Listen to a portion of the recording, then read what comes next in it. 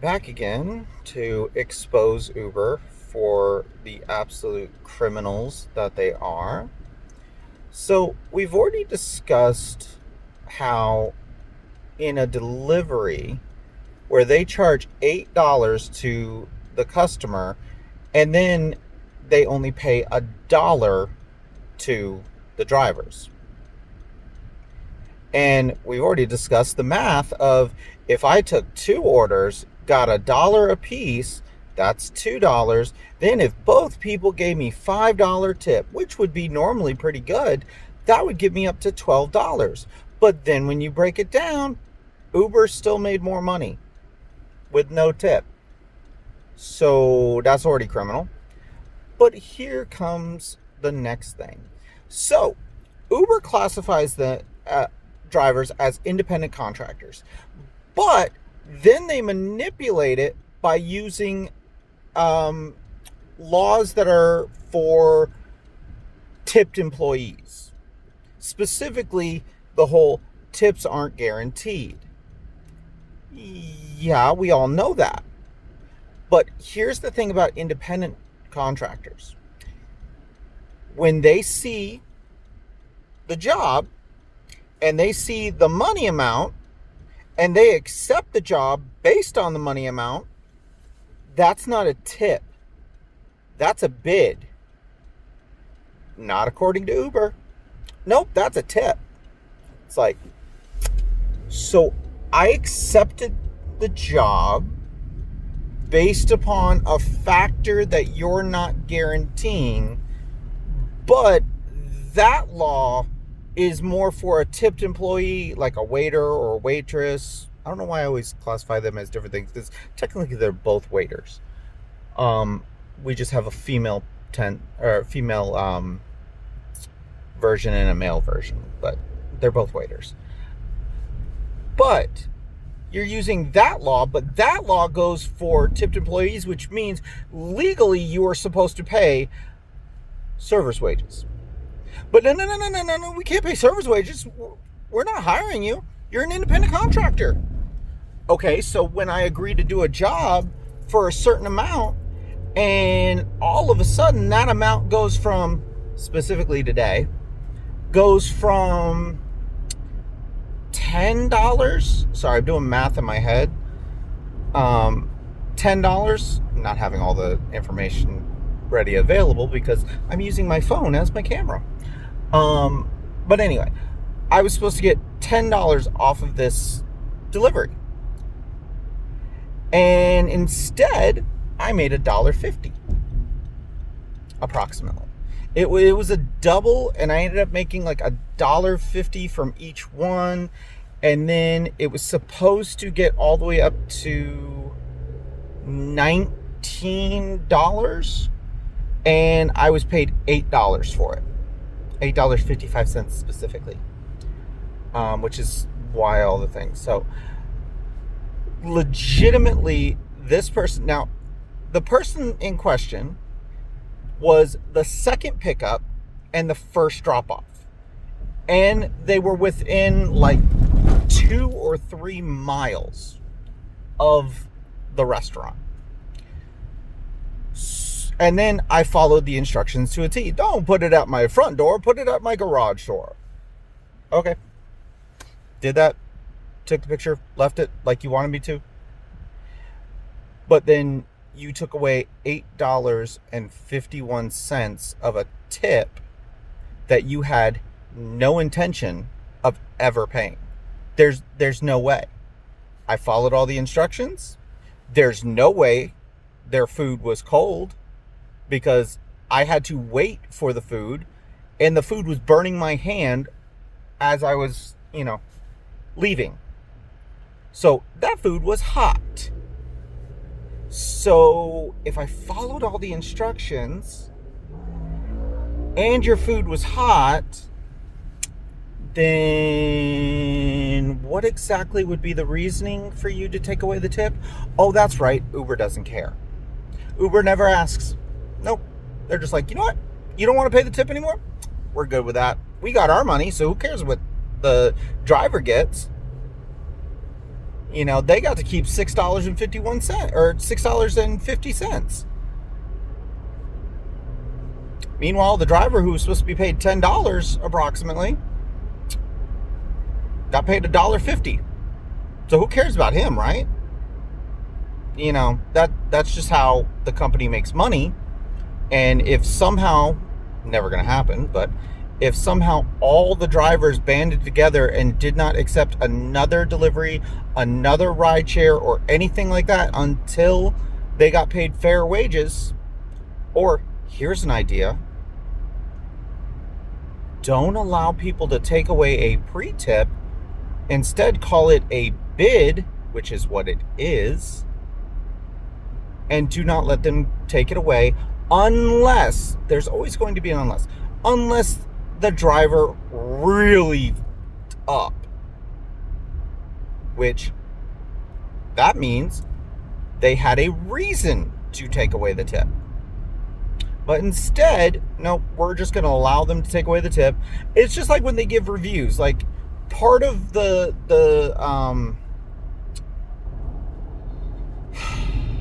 all the numbers and shit that they have, and you have to have this percentage of acceptance, this percentage of cancellation is the highest you can go, your rating system and all of that, all the numbers that basically affect whether you can get jobs or not, they have a rating system.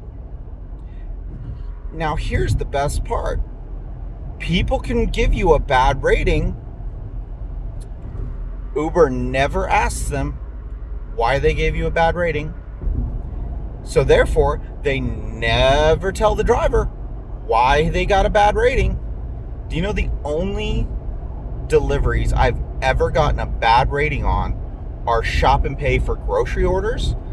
And do you know what was kind of interesting about all of those? It was because the store was out of stock of something. And then when I, found a replacement that was as close as it could be and sent it through, they denied it and just said, take it off the thing. So I do what they say. I drop off all their food, and then they give me a bad rating because they didn't get all their groceries. I literally want to tell these people, have you ever been grocery shopping? Like, seriously, have you ever been grocery shopping? It is really rare. If, let's say, you're going in for 25 items, 25 different items, it is rare that you will get every single item on your list, because the store is not perfect. They are not making the stuff in the back.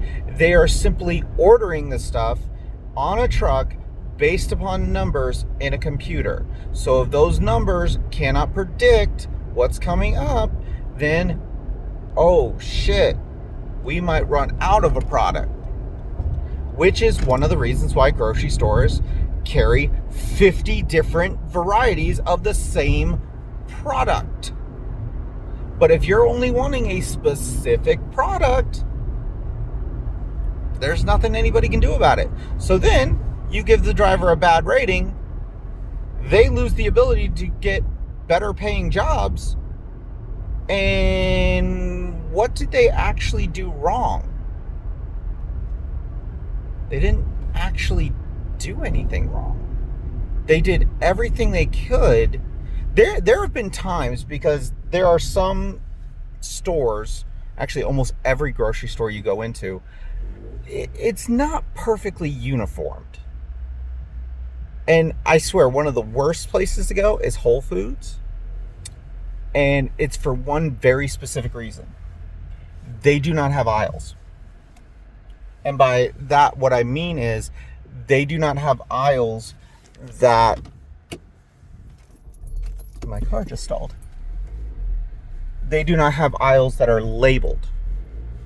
So, when you're looking for something specific at Whole Foods, in the description... I'm going to turn that off. In the description and in where you should be able to find it, it says grocery, as in the entire store. because it's a grocery store. But like, I forgot what it was. It's been a while since I've been to Whole Foods. At least Sprouts has aisles, they have signs, all that kind of stuff. Whole Foods does not have signs whatsoever. But it's like, I was looking for, I think, a drink, like one of those like single cans of something, and there were 3 different places where these cans could exist in the store. So I'm going back and forth trying to find this fucking thing, and then it wasn't there. Because I went to all the places that it could be, because also I barely ever saw any employees walking around the floor. The only place I could find the employees was, the meat counter and the deli counter and all that kind of stuff. But they're not there to answer all the questions. They can kind of give you a general idea, but they're mostly there to answer questions about that particular counter. But it's like, so I spent more time looking for the item than if I would have just found the item. But then, because you also put a percentage, not an actual definitive tip, so I lost part of the tip, and I took longer in the store, so I got paid less money to stay longer in the store to try to find every single item. And then you gave me a bad review, even though the item just wasn't there. Finally, I did ask somebody. They looked in the inventory. They looked at where it was supposed to be, all that kind of stuff. And guess what? They don't have it. And you give a bad review because of that? That's not my problem. That's the store's problem.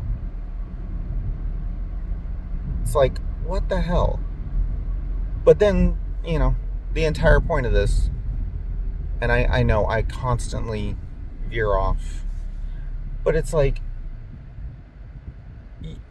you can't guarantee the tip, but you're not asking them why they're taking away the tip.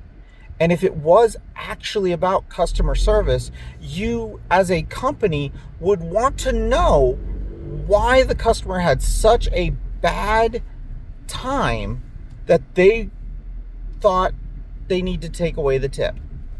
That the driver did something so bad that they were like, you know what, this driver does not deserve a tip. You would think a company would want to know that so that they can improve their customer services. But that's not Uber. Nope, they don't want to improve because, again, at the end of the day, they've already made their money. They've already taken your money. They don't give a shit about customer service. They don't give a shit about their customers as long as they're getting paid. And they care even less about the drivers. And the drivers are the ones that get them paid. And if the drivers all decided to quit, or here's a crazy notion, if all the jobs all of a sudden came back from, these companies saying, you know what, we'll just go through Uber. We don't need delivery drivers anymore. If all those drivers came back, or all those jobs came back, and over a third or over a half of the people doing Uber all now had a job where they're actually getting paid, Uber would be fucked. So you would think they would want to, try to make everybody happy.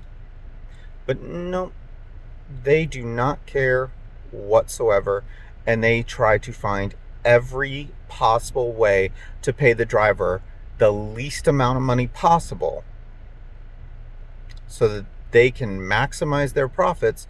And you know why they do that? Because they know sooner or later they're screwed. Sooner or later, because they're not paying well enough, those drivers now can only pay a certain amount. They can't do certain things. They can't go and spend money frivolously because they have bills to pay, and they don't make extra money anymore to pay those. So sooner or later, they're putting less money into the world. If you put less money into the world, then these companies that have employees, oh shit, our profits are going down significantly.